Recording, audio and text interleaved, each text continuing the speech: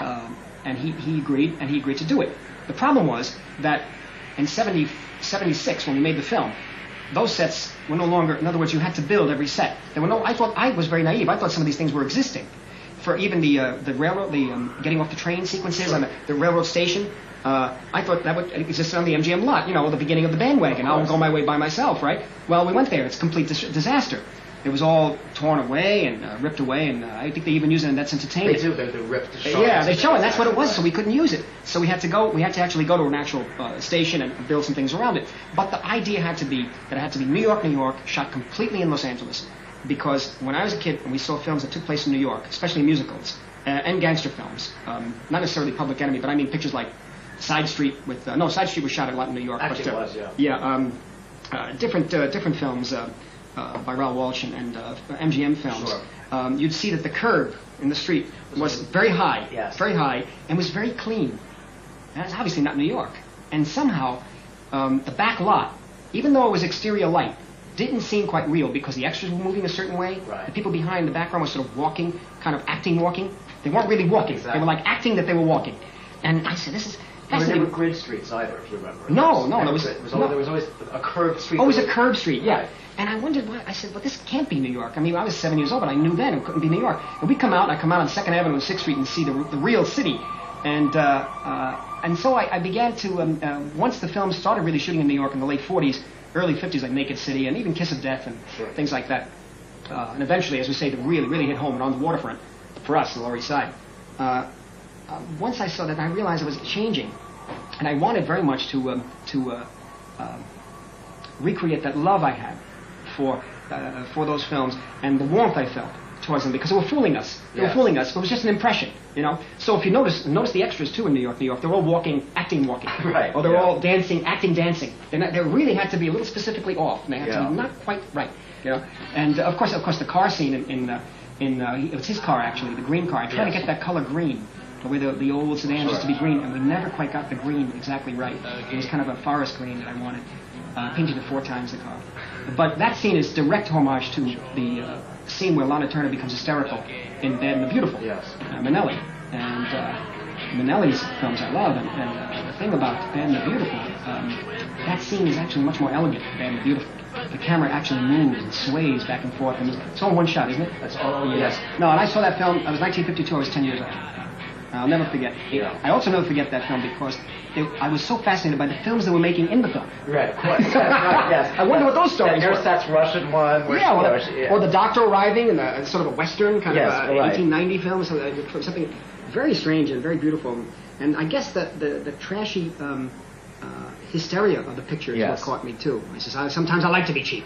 Exactly. Caught the picture, Georgia. Thought you were swell. Thought you were swell, Right, yeah. I mean, that was outrageous. Sure. And what about that incredible crane shot of the crane? It's at the beginning of the film with Barry Sullivan directing, and the camera comes down.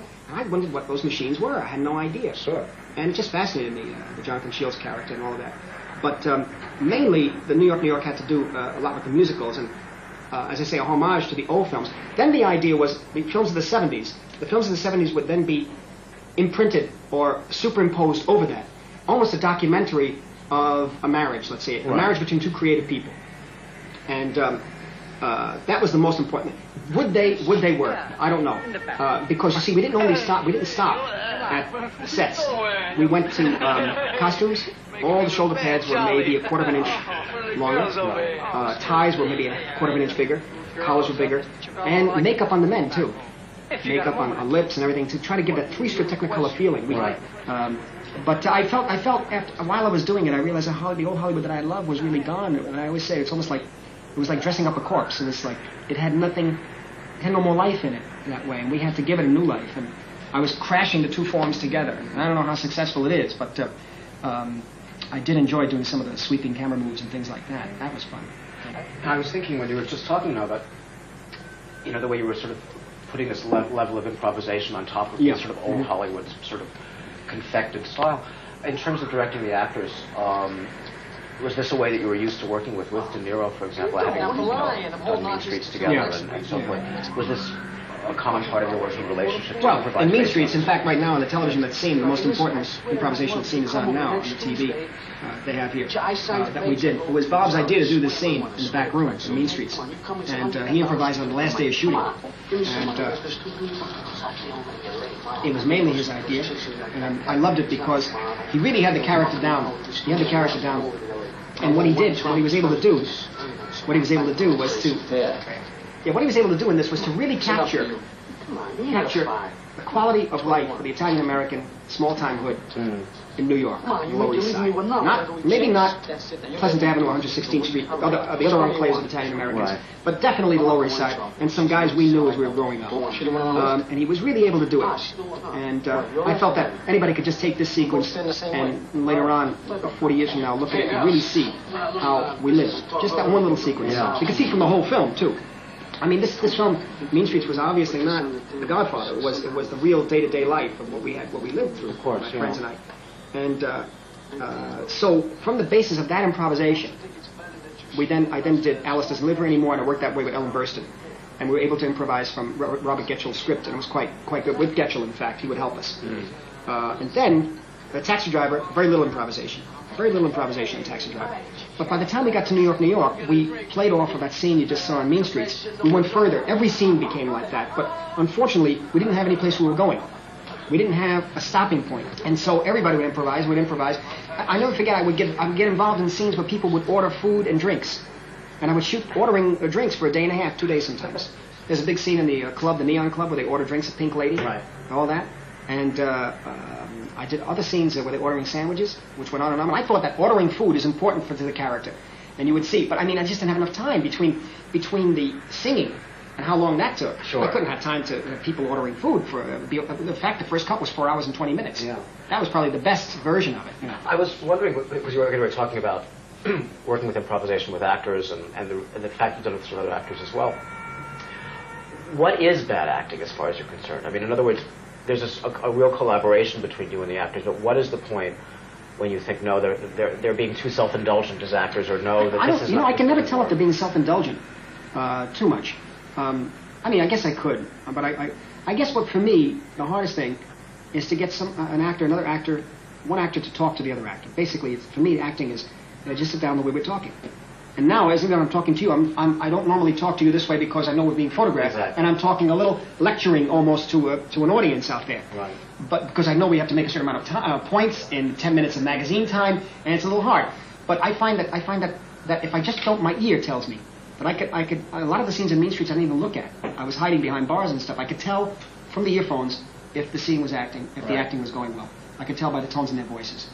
And that's it, just my ear for dialogue. And that's why I say it might be very difficult for me to do a picture, let's say, in France, because I have to know more the idiom of the people, the way they speak.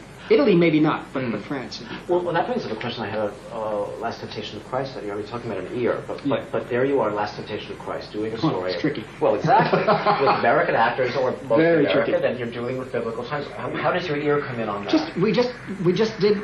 You take the assumption that basic plain American speech, not exalted British speech, Right. not plain British speech, but plain American speech, had to sound good to my ears, that I could believe them, with slight regional variations, like New York.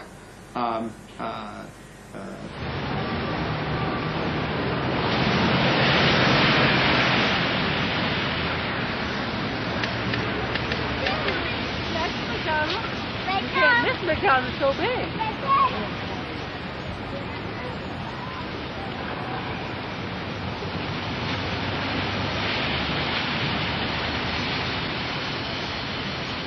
I know, I'm sorry. Oh, look what you did to the cork. I know, Mom. All right. Okay, you want some? You got some water? Martin, do you want club soda? Yes. This is. Oh, it's all right. You can. A little chip on this. Where?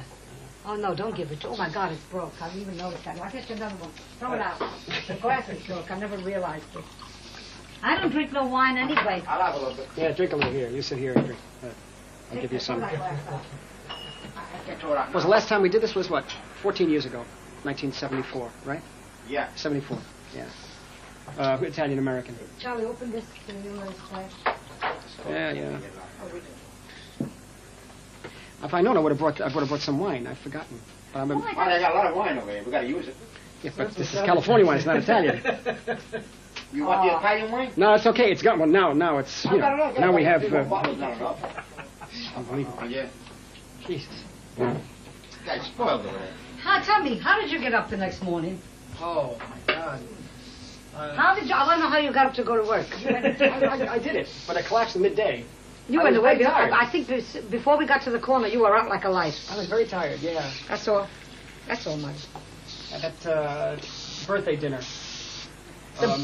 Yeah, birthday dinner. The birthday dinner. Yeah, I got a little. He got a little. You should have seen him. I don't know how you went up those stairs. What? I never get drunk. No. No, I have a built-in mechanism. It makes me nauseous. I don't like it. It makes me sick. But no, I mean, I did You did sip too much you champagne. did go a little overboard. Yeah, and I mean, I got a little. I got news for you. I open up a bottle of wine. I never do this. That's right. Yeah, that's what I told you. That's because it's California wine. It's not Italian tonight. I don't know what it is. All right, sit down. All right. Who's eating? Who's not? They want to taste the ravioli. They can have They it. can have. Yeah, I mean, I think There's there's macaroni first they may coming out. want There's to. more macaroni coming out. This There's looks a awful. pound. I'm Put this going to on the make a floor. pound of macaroni for them. Then there's some meat they can have. Yeah. Oh, give me. You want some cheese before you? What kind of cheese? You want some cheese in the basket? Oh yeah, yeah. I got And you it. want the mozzarella cheese? No, I can't. Please. The one with the one with the mozzarella rolls? Just a little. Huh? Oh, you got that. That's the kind I like. What is that? Cheese What in is the the basket. No, no. What's the name of it? That's what we call it. Cheese in the basket. That's what we call it. It's made of whole milk and things. Oh like no, that. no. But isn't that a ricotta? A special? It's a special cheese. No, it's like a ricotta. Yeah. All right. Get them to them. They want this cheese. Did I'll pass it. yeah. Well, you're gonna have to. Somebody's gonna have to eat because you're gonna keep talking to. Yeah. Let me get here. The Taste thematics. this. The thematics I want you to you're talking taste about, this. right? I want You you want to to talk a taste little this. about the Good. thematics? Or? Very good. Taste it. That's a very intellectual point about whether my parents I regard my parents as characters in a fiction film or in a documentary. It's very intellectual, that point. It's not a criticism. It's not a criticism. It's something I never thought of. Come on, the raviolis get cold. Yeah, I know. Okay. I never thought of that, but it's an interesting question because a lot of the stories, why we make movies, my generation, usually come from the experience, and a lot of the stories that found their way into movies, that like the short film, It's Not Just You, Murray, and Mean Streets, of course, all comes from my own personal experience, and a lot of the stories I know come from them. But I think hopefully there's one more picture I'd like to make, which I can't say too much about, but we're working on, where we go back into the past, and it's really based on them, Sit around. or based on they should pass it, based on the experience of the Italian American, in other words, from the 1920s and 30s See, the pot of into the gold. 50s and 60s, and how the generations change, and how the next generation, third generation, loses its Italian heritage, or becomes more American. Let me put it that way. But just a story of survival in the 20s and 30s, based mainly on them and my family. I was sort of working on that as a pet project for, I don't know, in the future sometime. Well, you'll see that. Huh? You'll see that picture, then you realize. What? I said then, do later on. When maybe I'm gone, it's better because Yeah. they know where it comes from, and I don't want to get hurt.